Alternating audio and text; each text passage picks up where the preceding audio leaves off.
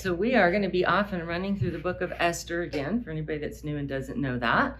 Today we're going to be doing chapter 6. So if you've done the study before with me, I've done 6 and 7 together, but this week I'm going to separate it. So we're just going to focus on 6. So we did this the last 2 chapters, right? I had combined and then I separated, and hopefully I didn't leave anything lacking by not going long enough in the last 2. So there's plenty there, and there is no need to rush through that. And so that's one of the reasons I've changed that. So we always start with our review, so you know what it is we've discussed in the previous chapters that lead up to where we are today. And so back in chapter 1, we had the establishment of the time period in history that this took place, which was about 484 to 481 BCE. We talked about the king that was reigning at that time, which was King Ahasuerus. That would be the Hebrew name. The Greek name is Xerxes. So for those of you, if you're like me, I get confused when there's multiple names when I do my research to figure things out. But those 2 men are the same. So King Ahasuerus is ruling over the Persian kingdom. He does it from the capital city of Susa. And there's a reference to the actual place that he does the ruling, which is the citadel at Susa. So that would be where the palace was. That would be where the administration of everything takes place. So that was what was established in chapter 1. We also talked about something that was very significant, which was at that time, which was at the beginning of his reign, the first few years of his reign. When we look at history outside of the biblical context, we found that he spent a great deal of that time planning for battle to go back against the Greeks. And so that set the context for what the meetings were, the banquets that were talked about in chapter 1. They were military strategy planning meetings. So we looked at that as far as the historical context in chapter 1. At the end of chapter 1, we were introduced to Queen Vashti. We found out what she did or didn't do at that time. We talked about the advisors and what they told the king he should do. And basically, it's the removal of that queen. All of chapter 1 is the setup then for moving on to chapter 2, where the Jewish characters are revealed for us. And then in chapter 2, we are introduced to Esther and to Mordecai. So Mordecai is the adopted father of Esther. Esther is moved into the harem of the king, and that would be the harem in which we do the preparation to be with the king. So this is kind of like a beauty pageant taking place. And the winner of that beauty pageant is going to be the next queen. And so chapter 2 unveiled the introduction of that contest and what happened, and also about Mordecai. And at the end of chapter 2 were these 3 verses that referenced how Mordecai had uncovered a plot by 2 of the gatekeepers. They were eunuchs to the king, so it means that they were direct servants to the king, and they had a plot to take his life or assassinate him. And Mordecai saves the king's life and communicates that to Esther. And between the 2 of them, that communication saved the king's life. And that's important for what we're going to cover in the chapter today in chapter 6. In chapter 3, we were introduced to Haman, right? So as a story goes, we've been introduced to those characters that we know we're going to be rooting for. And in chapter 3, we have the character that we're going to be rooting against. So Haman is introduced to us in chapter 3. And the highlights for Haman was that he'd been elevated by King Ahasuerus. We are not told why he was elevated. That he is shunned by Mordecai. Again, we're not giving the details as to why he was shunned by Mordecai, but he displays himself to be an enemy to the Jews. And that phrase is used in regards to Haman throughout the entire book of Esther. He's the enemy of the Jews. In chapter 4, we had a display to the response of Haman's edict, which was the Jewish extermination. And that display was of what Mordecai did, the mourning that he did in the public display and the outcry. We look at the Jews' mourning, and then we look at Esther's decision to approach the king. And then in chapter 5, we had the outcome of Esther approaching the king. We have the banquet that is attended. We have Haman being incredibly pleased with himself for that invite. But he turns around and he sees Mordecai sitting in the king's gate, fills him with rage. He goes home with all of that anger. He spews it to his wife and to those of his friends or advisors, and he has this comfort from them to go ahead and plan to get rid of Mordecai now. And so that's what he's planning on doing. So that's where we left the end of chapter 5. So on that cliffhanger, we come back now into chapter 6. So chapter 6, we'll do the first 9 verses, because as the story flows, it's good to get those 9 verses together. So Esther 6, verse 1 through 9. During that night, the king could not sleep, so he gave an order to bring the book of records, the Chronicles, and they were read before the king. It was found written what Mordecai had reported concerning Bigthana and Teresh, 2 of the king's eunuchs who were doorkeepers, that they had sought to lay hands on King Ahasuerus. The king said, "What honor or dignity has been bestowed on Mordecai for this?" Then the king's servants who attended him said, "Nothing has been done for him." So the king said, "Who is in the court?" Now Haman had just entered the outer court of the king's palace in order to speak to the king about hanging Mordecai on the gallows, which he had prepared for him. The king's servant said to him, "Behold, Haman is standing in the court." And the king said, "Let him come in." So Haman came in, and the king said to him, "What is to be done for the man whom the king desires to honor?" And Haman said to himself, "Whom would the king desire to honor more than me?" Then Haman said to the king, "For the man whom the king desires to honor, let them bring a royal robe which the king has worn, and the horse on which the king is ridden, and on whose head a royal crown has been placed. And let the robe and the horse be handed over to one of the king's most noble princes, and let them array the man whom the king desires to honor, and lead him on horseback through the city square, and proclaim before him, 'Thus it shall be done to the man whom the king desires to honor.'" So back in verse 1, it describes this night after this first banquet with the queen and with Haman that had happened for the king. So the king had been invited. And we're told he's unable to sleep. So in this sleepless state, he decides to have the book of records, called here the Chronicles, read to him. So we're not sure if this was what was the standard process for the king to get him to go back to sleep, or just when he's in his awake state, he decides to be productive. We don't know. We're just told he couldn't sleep. He asked for these records to be brought forward. We're going to talk about these records for just a moment because I think it's important. These are the official records. They're called the Chronicles, and they're referred to elsewhere in the scriptures, like in Ezra chapter 6 and 7. So if you want to go and do a little homework on your own, you can look at what's taught there. We'll be doing sections of that just for some highlights. These 2 chapters are the highlight of the communication between King Darius at that time and those that were requesting information. So as we read that, you'll get some of that information. There were those who were questioning if it was lawful for the Jews to be building their temple. So Darius has a search done for the records. So let's look at that in Ezra chapter 6, and I'll do the first 5 verses. So Ezra 6, verses 1 through 5.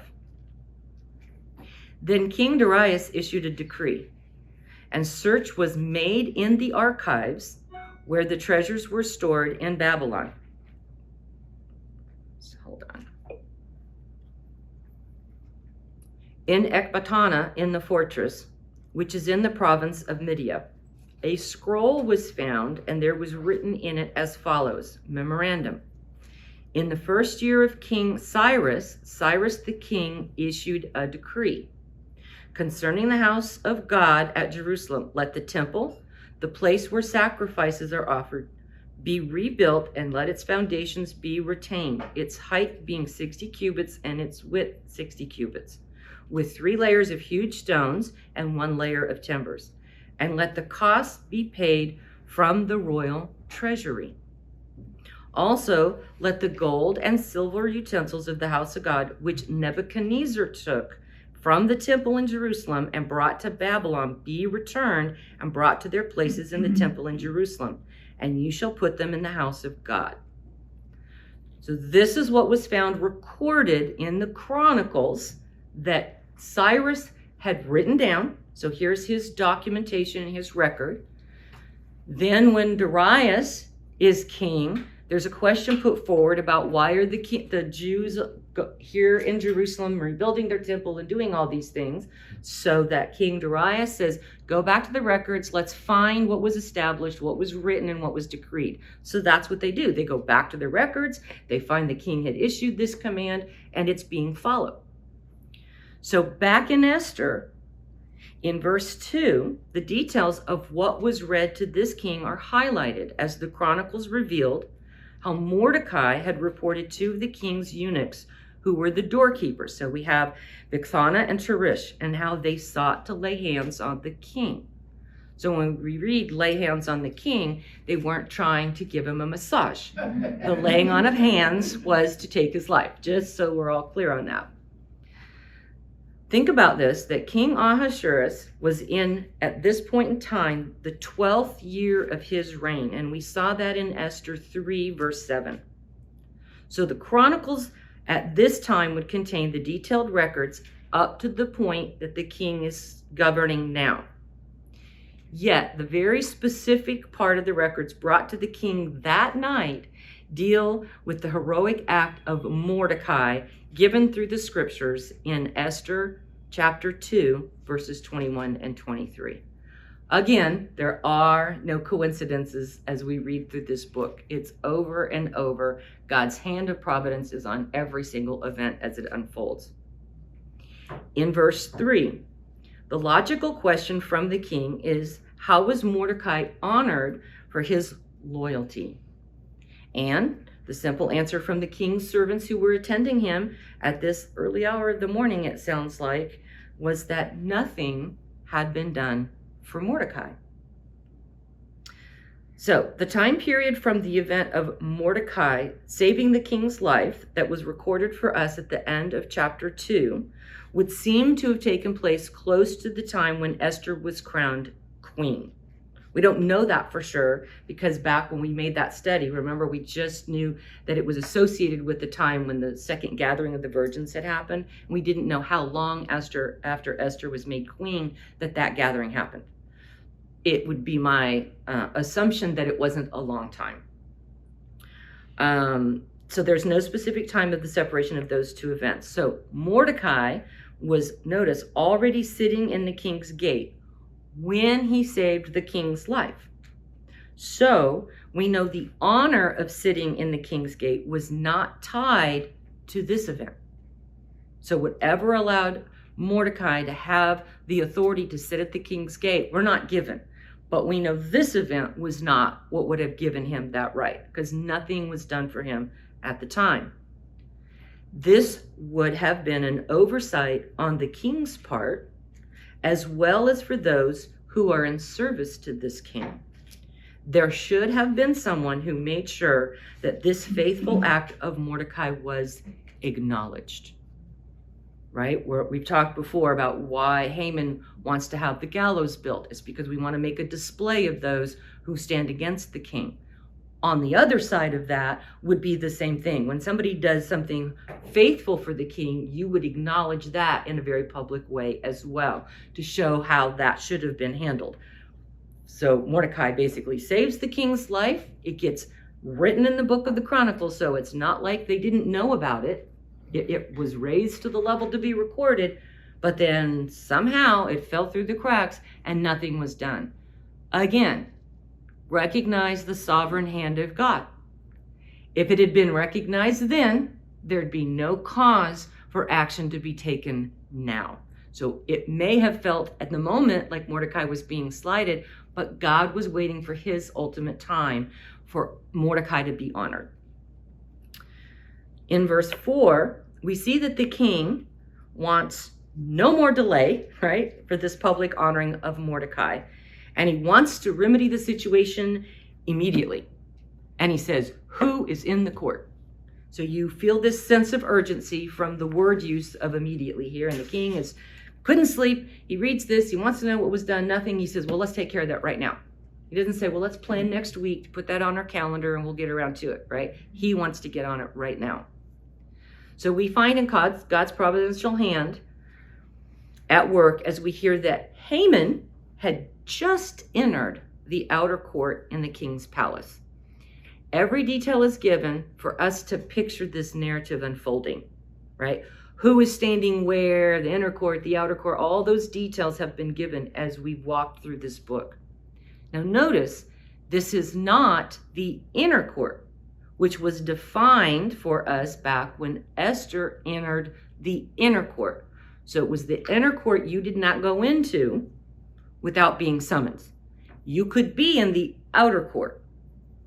And apparently, this is where men might hang out should they want to have an audience with the king. So it may have been on a regular basis. He would say, who's out there who wants to see me? He would be told, and he'd say, well, let so-and-so in, right? But you didn't go into the inner court without being summoned.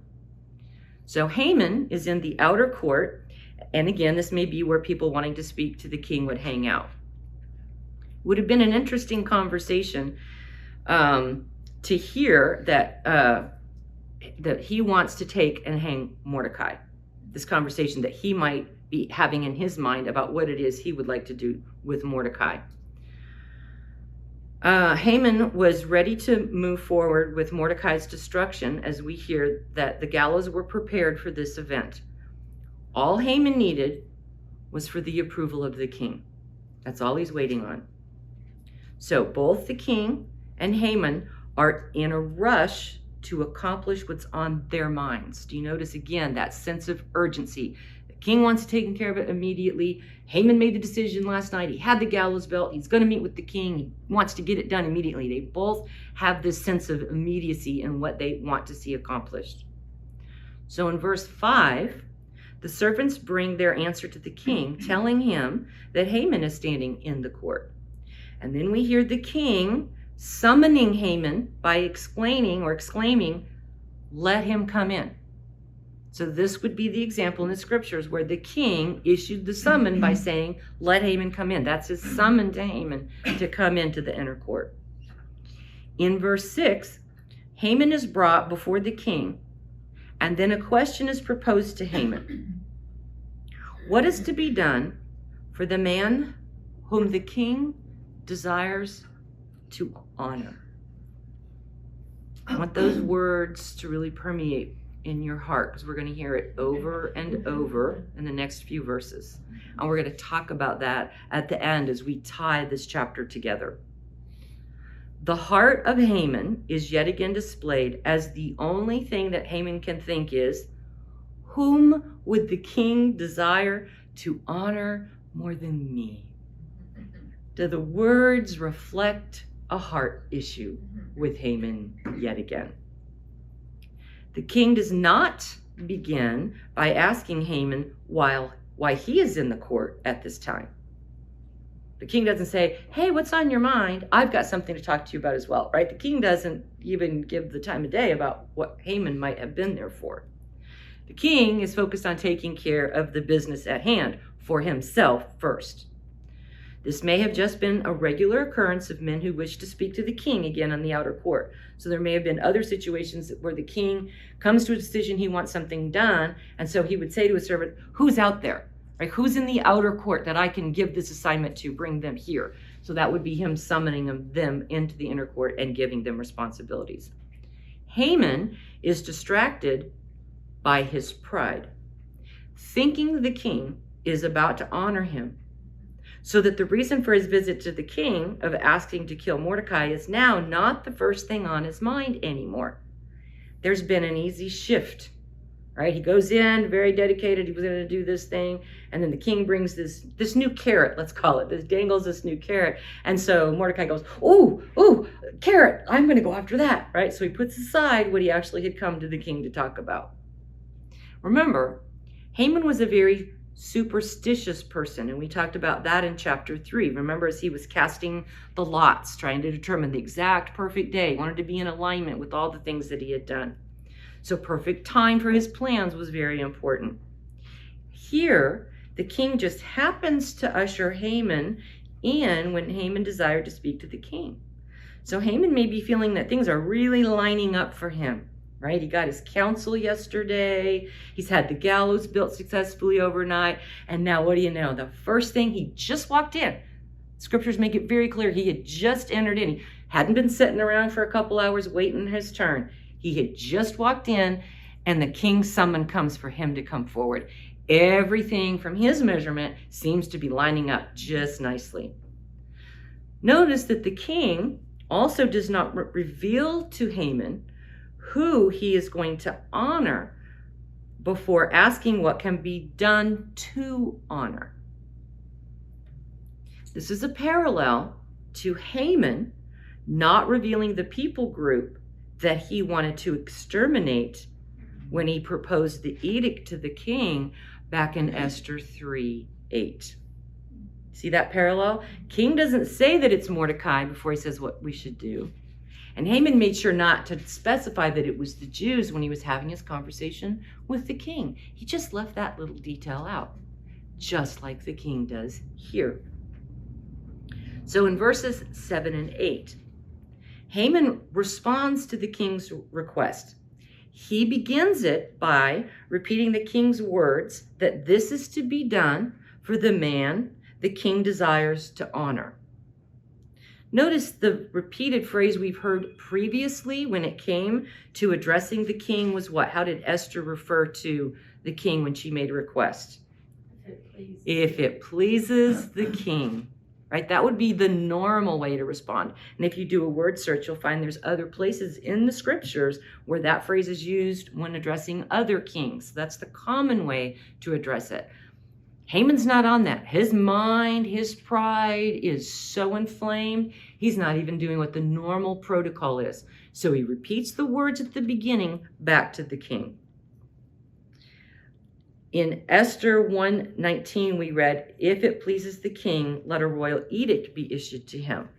So that was one of the places in Esther we saw that. That was his own servants coming back to him with the edict after they counseled what to do after Vashti didn't come before him. In Esther 3:9, we read, if it pleases the king, let it be decreed that they be destroyed. So Haman knew how to use those words because he used them back in chapter 3 when trying to get what he wanted from the king. In 5:4, Esther said, if it pleases the king, may the king and Haman come this day. And in 5:8, if I have found favor in the sight of the king, and if it pleases the king. So it's just another sign that Mordecai's pride has inflamed him to not even be following the protocol in addressing the king at this moment. Haman does not ask why the person should be receiving honor to help him find an appropriate way to honor the person. He's just jumped straight up to it must be me. You would think if the king had just asked you the question, you might say, well, who? But even if you didn't do that, you might say, well, what is the reason this person's going to be honored? That would help go into your decision for what it is they should, in what way they should be honored. Then Haman reveals the picture he has in his mind. So the first thing is that the royal robe that the king has worn should be sought out. Somebody should go through and find it, whichever robe it was. And this would honor the man in making him look like the king. Then a royal horse known to be the king's, right? It would be somebody that wouldn't just be from the royal stable. It would be something that was a stud that the king had ridden, and everybody knew this was the king's horse. When they saw that horse, they knew it was of royalty. And it says here that there was to be a crown on the horse's head. So some of the commentaries go back and forth, that's not possible, but there were reliefs that had been found that actually picture horses with a form of crown on their head.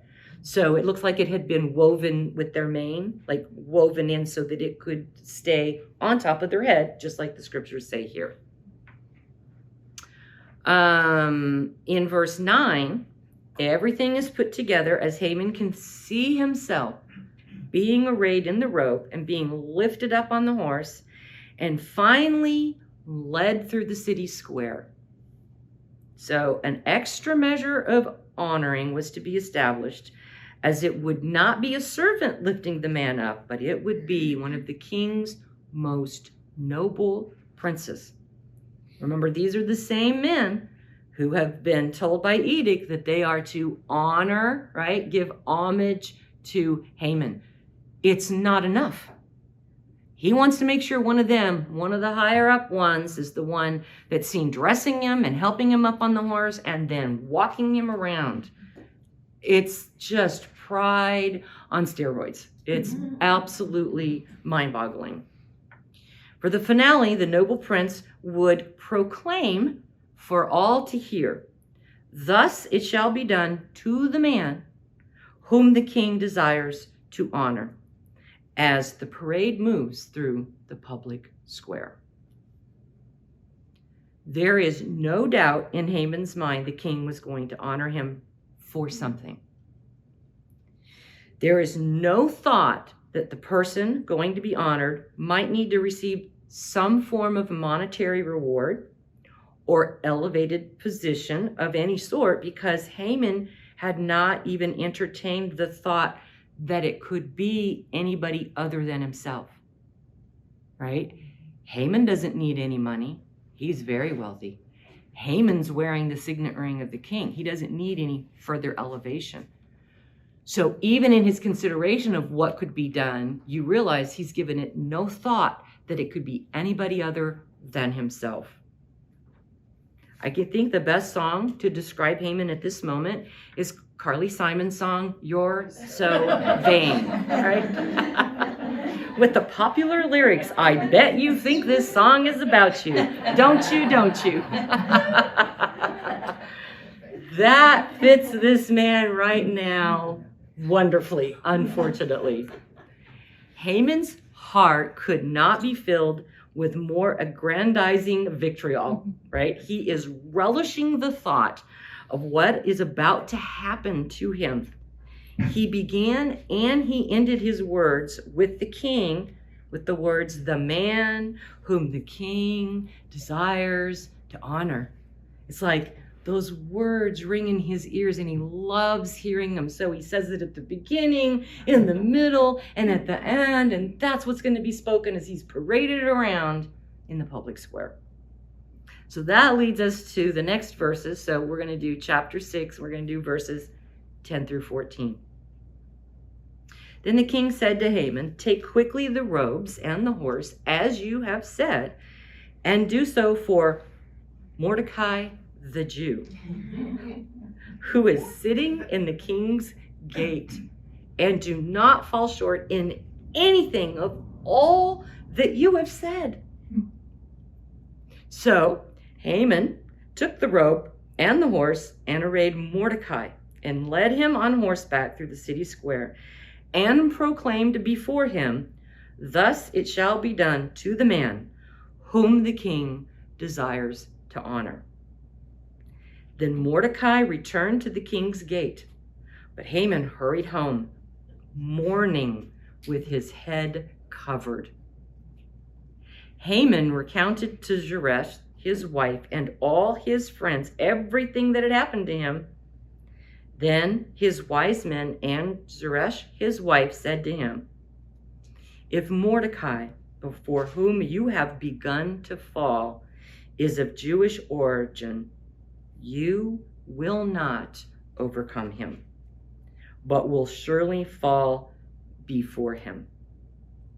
While they were still talking with him, the king's eunuchs arrived and hastily brought Haman to the banquet which Esther had prepared. Whew. That's a great story. That's why I love the book of Esther. Wow. So in verse 10, it demonstrates that the king likes the idea that Haman has presented, and then he assigns Haman the role of the king's most noble prince. You would think that would be like, "Oh, that's a great idea. You're the king. You're the one that I pick as the prince that's of most nobleness to do this for me." That's not what he was planning, but this should be seen as an honor that the king is bestowing on him. The king begins and ends his instructions. Do you notice these words that are used here? As you have said, reminding Haman, this is all your idea. I love that little twist in there. The king indicates the immediate nature of what he wants done, using words like take quickly. So from the literary stance, these words are to highlight the quick pace that we feel the story is now under. It's almost like you don't read chapter 6 even when you're reading it to yourself slowly. You read it kind of fast because everything about it has that feeling of speed to it. The king then speaks the most devastating words Haman could imagine hearing by telling Haman he is to do this for Mordecai the Jew, the one sitting in the king's gate. Just to make sure of all the Jewish Mordecais that are out there in our city, I want to make sure that it's the one that's sitting in the king's gate. So he identifies the man. To add salt into this wound for Haman, the king clarifies that he wants everything carried out just as Haman had pictured it for the king. Haman has just received a mighty blow to his ego, as the king is going to honor someone other than him. And on top of that, it's going to be Mordecai the Jew. The last thing Haman had been thinking about Mordecai was envisioning him hanging from the gallows that he had just built the night before. Haman's every waking thought had been about the destruction of Mordecai, and in an instant, his world comes crashing in as the king is going to honor this very Mordecai. It's not really a good time right now for the king to be asked a question about, can I hang Mordecai the Jew from the king's gate on these gallows I made last night, right? Haman's got some political savvy and thinks this is not when I'm going to ask the question I came prepared to ask. The king clearly knows that Mordecai is identified as a Jew, and we see that here in the scriptures. This would be further evidence that the king had not known or made the connection to the edict that Haman had issued regarding the Jews. The king either never knew or he had forgotten. But for whatever reason, it's very clear he knows Mordecai is a Jew. He identifies him that way. So it would make the most sense that this people group that Haman had talked about was never clarified for the king. And I'm sure Haman went out of his way to make sure that it was never clarified. King didn't need to know the details. He's left me in charge. And he sold those people to me. We don't need to clarify anything else for the king. I've got it in writing. I've got all I need. So nobody went back to clarify. In verse 11, Haman does exactly as the king has directed. I doubt that there was a lot of enthusiasm as he put the royal robes on Mordecai and he helped him up on the horse. And he probably didn't have a lot of fervor as he makes his necessary declaration as he moves through the public square. This very declaration that he had repeated to the king when he thought it was going to be words spoken of him, now he has to repeat over and over about Mordecai. You know, sometimes there just is this moment of sweet justice. Yes. And that's what this feels like, this moment of sweet justice. Now, it is not stated in the scriptures, but it would seem logical that Mordecai would have had to have been told why this honor is being bestowed on him. After all, this was to make up for the oversight of not honoring him 5 years earlier, right? When he had taken the steps to save the king's life. So that's not revealed here, but we could make the assumption somebody had to tell him, and it may have been Haman had to tell him why this honor was being bestowed on him. We can only speculate on what would be going through Mordecai's mind right now, right? He does not know all that has transpired overnight. Yet he did not know, he and the Jews, But he did know that he and the Jews had just spent the last 3 days in the mode of fasting. So he doesn't know what's gone behind the closed doors, right? Doesn't know what happened with the king and that. He doesn't get all those details. At least the scriptures don't tell us that. The only thing Mordecai has is his own life experience. And at this moment, he's just spent 3 days in a fasting mode.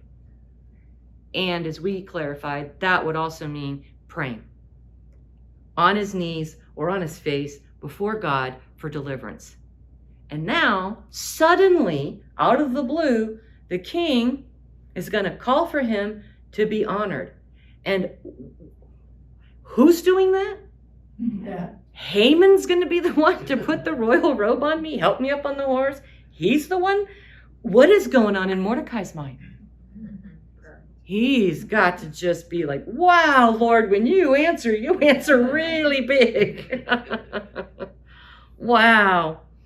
In verse 12, that sense of the urgency of timing continues as when all this pomp and circumstance is completed, Mordecai goes what? Back to the king's gate, right? He doesn't go home and talk about it. He doesn't set up an appointment with his photographer to make sure all the moments are captured, right? He just goes back to work. And we hear that Haman hurried home, right? We got those words again that give us the urgency. There is no detail given about Mordecai's reaction to the parade or of honor being bestowed on him, right? We hear nothing of it. It's like the scriptures just skip over it. He was loaded up, walked through the square, and then he went back to work. That's all, that we get as far as the details from the scripture. Haman is also described here as being in mourning with his head covered for his trip home. Haman is in mourning for himself, whereas just days earlier, Mordecai had been in the public square mourning for his people. In verse 13, when Haman arrives home, and this time he gathers his wife and friends to listen to him as he repeats all that's happened, right? Since they had not seen him leave or ask permission. The last time they saw him, he was leaving to go ask the king for permission to put Mordecai up on these gallows. That's the last thing they knew when he left. Now he comes home in a hurried form with his head covered, and he just reveals everything that had happened that morning. So the new information put forth by Haman now causes his advisors, they're referred to here as his wise men, and his wife to offer words of concern for Haman. Those words clearly say, if this man that you have set against is of Jewish origin, then you will not win over him, but you will fall before him. This is his own cheerleading group speaking up some reality into his life. So those within Haman's inner circle, remember, this is a group that their religious context seems to be very superstitious in nature, just like Haman was, right? Haman was the one to cast the lots to figure out what to do. So he cast the lots to take action against Mordecai and the Jews in the kingdom. And now these same men see the signs of these recent events. The signs that Haman comes back and tells them. They knew what had happened the day before. They knew about Haman being invited to the banquet. They knew how angry he was. They knew he just built these gallows. And now the recent information says, oh, and then you went there and the king did this other thing and you had to do this for that man. The very man you went to destroy, you had to honor. That's a sign. That's what they're saying here. That's a sign. Something is really, really bad. Your mojo's not good today. There's something going on here, and it is not good. Secondly, it is not beyond the realm of possibility that these wise men are familiar with the history of the Jews. Let's look at Joshua chapter 2, and I'll do verses 8 through 11. So Joshua 2, 8 through 11. And it's just one example. There's multiple ones, but I didn't want to stay here until 2 o'clock this afternoon, so I did not want to include all of them. Joshua 2, starting in verse 8. Now before they lay down, she came up to them on the roof. This is the story of Rahab, if those of you are not familiar with that story. And she said to the men, I know that the Lord has given you the land, and that the terror of you has fallen on us, and that all the inhabitants of the land have melted away before you. For we have heard how the Lord dried up the water of the Red Sea before you when you came out of Egypt, and what you did to the 2 kings of the Amorites who were beyond the Jordan, in Sihon and Og, whom you utterly destroyed. When we heard it, our hearts melted, and no courage remained in any man any longer because of you. And here's the important part. For the Lord your God, he is God in heaven above and on the earth beneath. This was the reputation of the God of the Jews. There was plenty in history that underscored this. This was true of God's people, and some who knew the history might be familiar with this, but there was even some recent events involving the Jews that Haman's advisors may have been familiar with. So I gave you the distant one, right? The further one in history in Joshua, but back in those Ezra scriptures that we just had referred to earlier, where the request was made to go look at the decree that had been made for the Jews to research through the Chronicles and how it had been reinstated, there's more to that story. So let's look at that as a tie-in to a more recent occurrence that these wise men may have been familiar with. So we're back in Ezra chapter 6, but now we're going to do verses 6 through 13. So listen to the story unfold. Now, therefore, Tatalmina, governor of the province beyond the river, Shethar-Bozniah, and your colleagues, the officials of the provinces before the river, keep away from there. Leave this work of the house of God alone. Let the governor of the Jews and the elders of the Jews rebuild this house of God on its site. Moreover, this is where we get to add, I issue a decree concerning what you are to do for these elders of Judah in rebuilding of this house of God.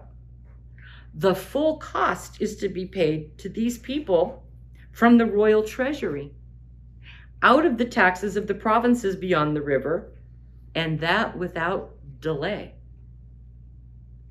Whatever is needed, both young bulls, rams, and lambs for the burnt offering to the God of heaven, and wheat, salt, wine, and anointing oil as the priests in Jerusalem request.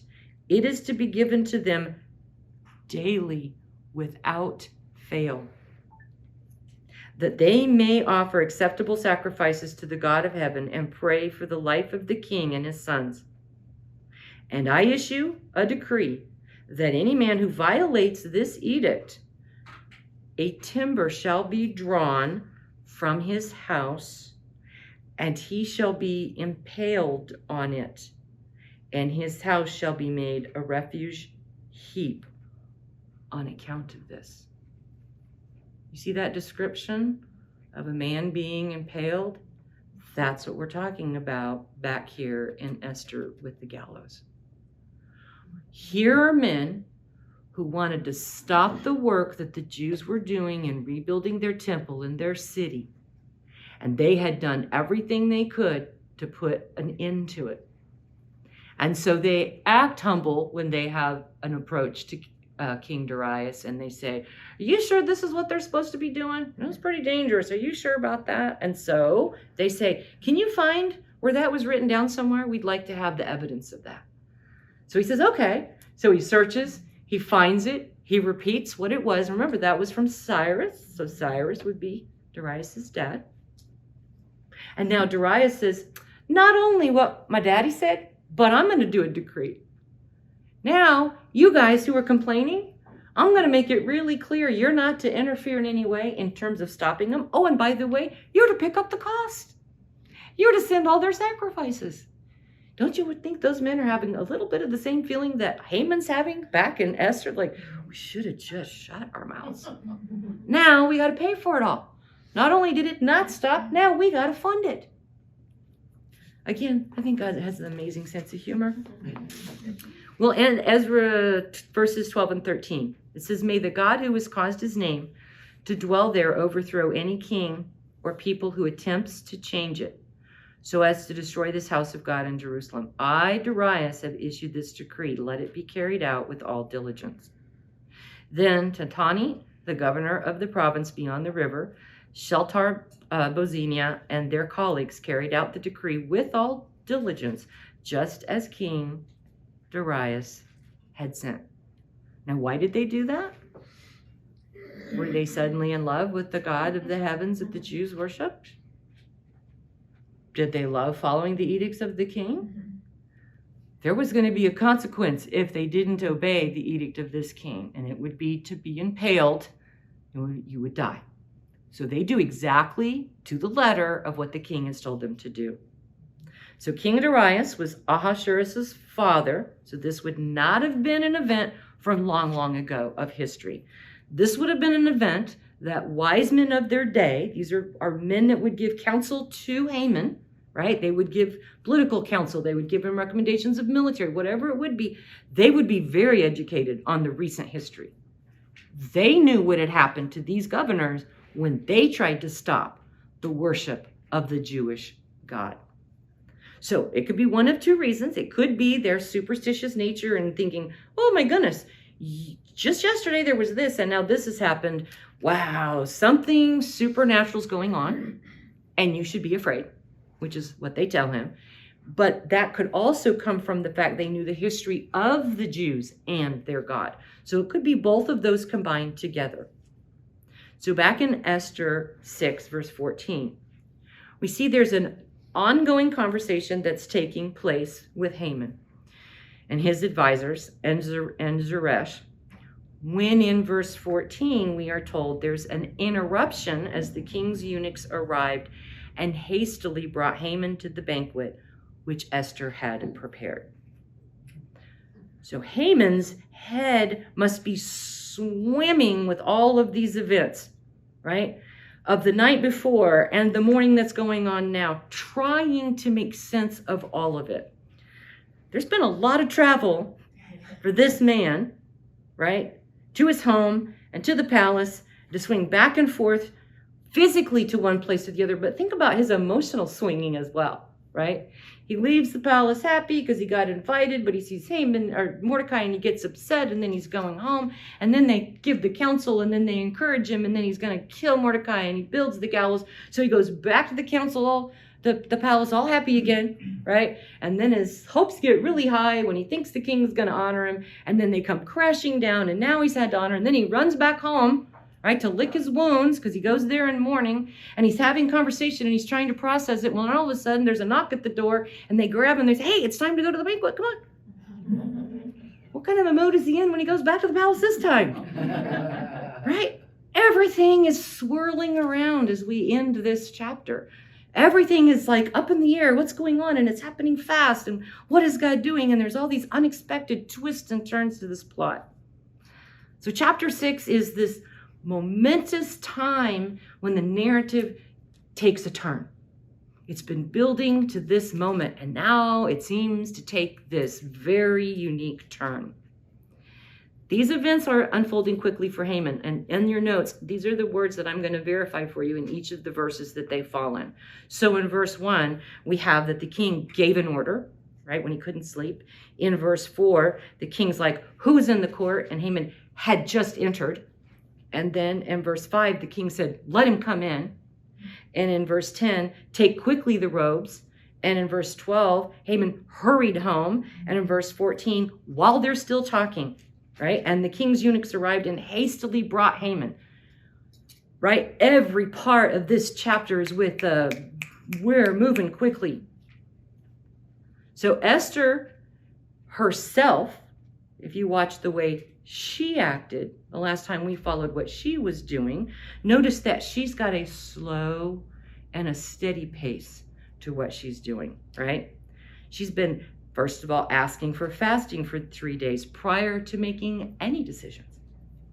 She didn't run in and grab her robes and go and stand in front of the king, right? She took her time, she processed, and she asked for the fasting for the 3 days prior. She took time to dress herself in the royal robes before being in front of the king. She took time to do the preparation of the banquet before going to see the king and asking him to come. So you see some contrast here in Esther's slow and steady pace versus Haman's quick and this immediate response or gut reaction to everything. Esther put on her royal robe. So we're going to look at some contrast now between chapter 5 and chapter 6. So in chapter 5, you had Esther put on her royal robes as she stood in the inner court, versus Haman desired to wear royal robes. Esther appears as the queen, yet Haman is dressing Mordecai to look like the king. Esther has the golden scepter extended to her, but Haman is summoned in to see the king. Esther approaches the king with a contrite heart, but Haman approaches the king with a prideful heart.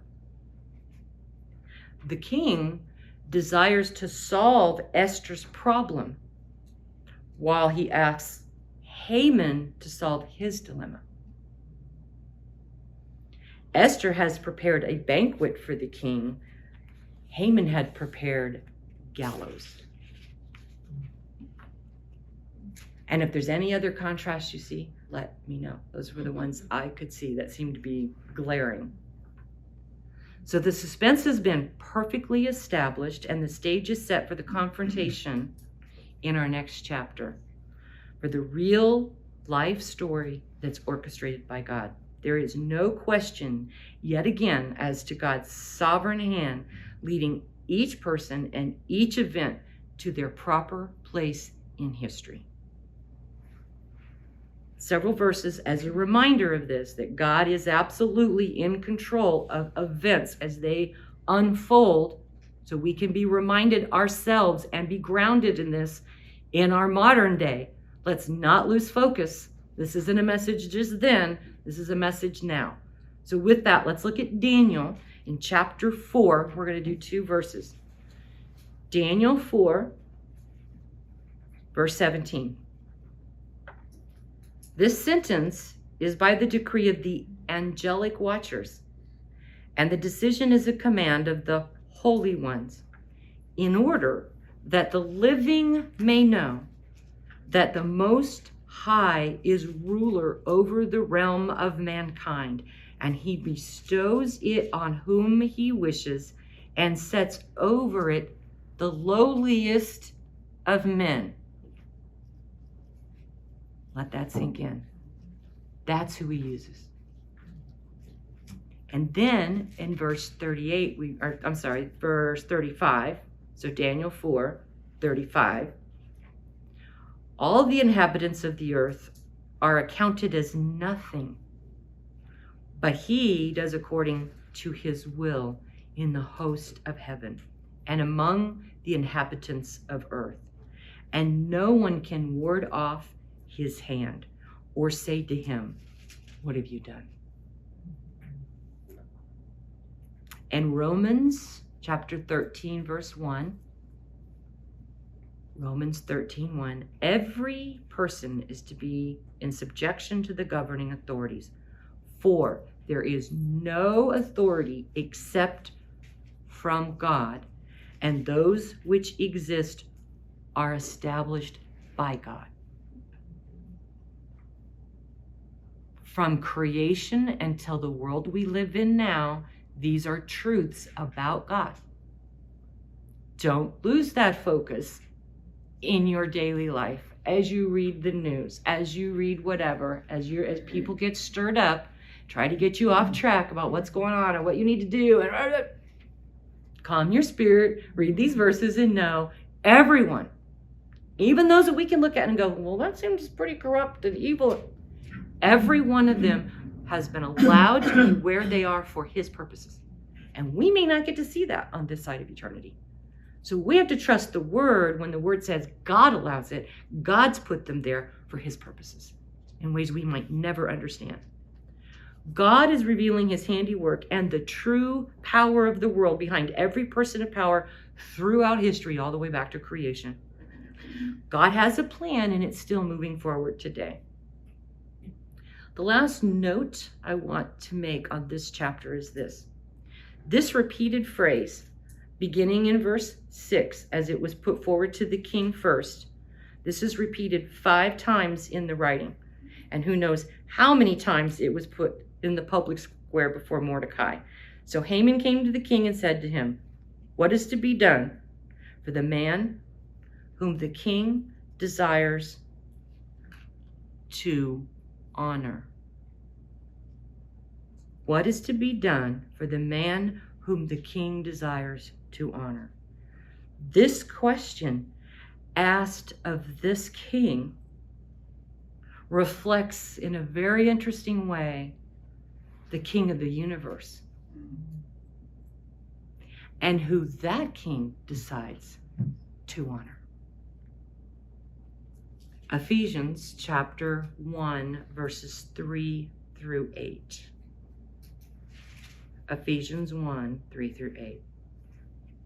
Blessed be the God and Father of our Lord Jesus Christ, who has blessed us with every spiritual blessing in the heavenly places in Christ, just as he chose us in him before the foundation of the world, that we would be holy and blameless before him in love. He predestined us to adoption as sons through Jesus Christ to himself, according to the kind intentions of his will, to the praise of the glory of his grace, which he freely bestowed on us, the beloved. In him we have redemption through his blood, the forgiveness of our trespasses, according to the riches of his grace, which he lavished on us in all wisdom and insight. Do you hear the King of the universe and what he bestowed on you? He chose us according to his intentions and his will, freely bestowing on us. He lavished on us. That's our King, and that's what he's done for us. Our King, he decides who to honor in this sense, and he alone brings us into a relationship with him. So as you read this chapter again, let those words have a different meaning for you when you read about what the King does for the man that he desires to honor. That's what your King has done for you. This isn't just a story from the past with a few historical, interesting connections. This is God in his providence, protecting his people, guiding his people, recording the story. Remember, a book in which nothing's mentioned about God. And yet, every time we open a chapter, what do we find? If we seek and we look at the words in context, we go, oh, wait a minute, here's a picture of God. Over and over and over. And that is the God that we serve. There's always going to be a picture of God. In your daily life, there's a picture of God and what he's doing. Are you looking for that in your life the same way we look for it when we open another chapter in Esther? Doesn't seem to be obvious, right, when we first open the pages, but when we're done, you go, I see that in a new way now. I have a different perspective on that chapter now. That's what your day should look like. At the end of your day, do you look back and do you see the way in which God showed up for you in that day. And maybe you should keep your own chronicles of the way that he shows up in your life.